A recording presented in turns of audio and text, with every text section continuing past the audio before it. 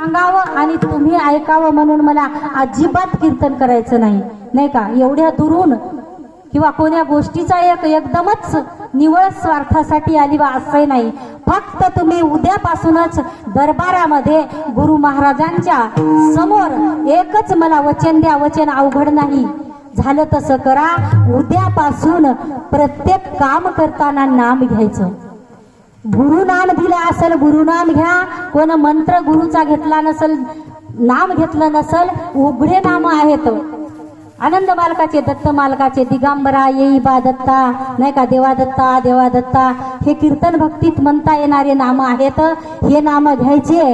एक परात घासेपर्यंत 5 नाम होतात. महिला मंडळ परात घासेपर्यंत जेवायची आणि धुयेपर्यंत, भाकरीची परात घासेपर्यंत धुयेपर्यंत 9 नाम होतात. गिलास घासेपर्यंत 2 नाम होतात. वाटी घासेपर्यंत 1 नाम होते. भांडे घासताना नाम घ्यायचं. झाडू मारताना उठलं तेव्हापासून नाम घ्यायचं. ब्रह्ममुहूर्तावर नाम घ्यायचं. उपस्नान, हातपाय धुवून तोंड धुवून नाम घ्यायचं. आसनावर बसून कोणत्याही परिस्थितीमध्ये नाम घ्यायचं आणि संताच्या वचनाला जागायचं. काही अवघड नाही. नाम घेसाल का उद्या काम करताना सगळ्यांनी वर हात करा. काही देव पाप देत नाही. उद्या काम करताना नाम घेसाल का? बापरे, एवढी कंजूसी, एवढं अवघड आहे, एवढं अवघड. बरं जाऊ द्या, हात खाली करा.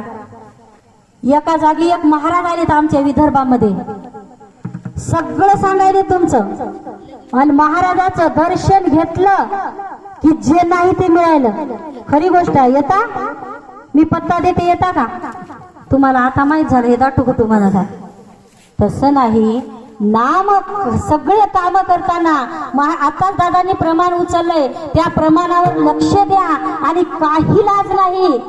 नाम घ्यायचं, देवादत्ता म्हणायचं. नवऱ्याला एखाद्या राग आल्यावर मोठ्या आवाजात कसे भांडतो तसं जरी म्हटलं तरी चालते. चूक करू नका जन्मात येऊन. चूक करायची नाही बरं, जीवाची फजिती होईल.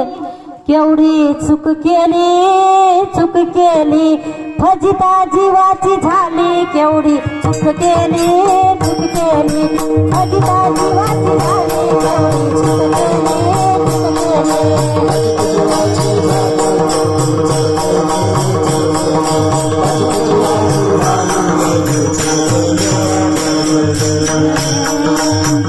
जीवाची झाली.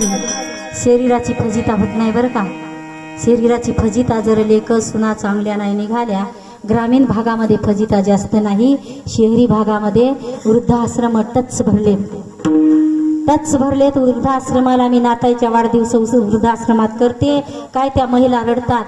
एक महिला म्हणली, ताई तुम्हाला पाहिलं की एवढं रडू यायला. म्हणलं काय झालं? माझी सून 2 दिवसावर दिवाळी आली म्हणली. दिवाळी या मथारीला काढल्याशिवाय घराच्या बाहेर मी दिवाळी सण खाऊ देत नाही. मुलाला म्हणली, मुलाला शिकवलं, नोकरी लावली. ऐन दिवाळीच्या दिवशी, लक्ष्मीपूजनाच्या दिवशी वृद्धाश्रमामध्ये सासूला पाठवलं. तिनं दिवाळी तेव्हा तिला खाऊ दिली. एवढी वाईट परिस्थिती आली. आणि माणूस चांगला असतो, नीट लक्षात घ्या. माणूस चांगला असतो, माणसाला पाय आहेत म्हणून आपण कीर्तनात आलो. सगळे इंद्रिय आपले चालू आहेत. प्रत्येक इंद्रियावर देवता बसलेली आहे. देवता 2 डोळे, सूर्य आणि चंद्र. जिभीच्या जागी वनी देवता बसलेली आहे. वाचेमध्ये वनी, वाचा आणि जीभ वेगळी आहे. जिभीमध्ये वर्षा म्हणजे ओलय आहे ना, जिभीला ओलय. जिभीमध्ये वरुण देवता आहे. पायामध्ये इंद्र, हातामध्ये भूपेंद्र. प्रत्येक जागी देवता आपल्या. खेळून गेलो आपण देवतांनी. देवता जर उठून गेल्या, चंद्र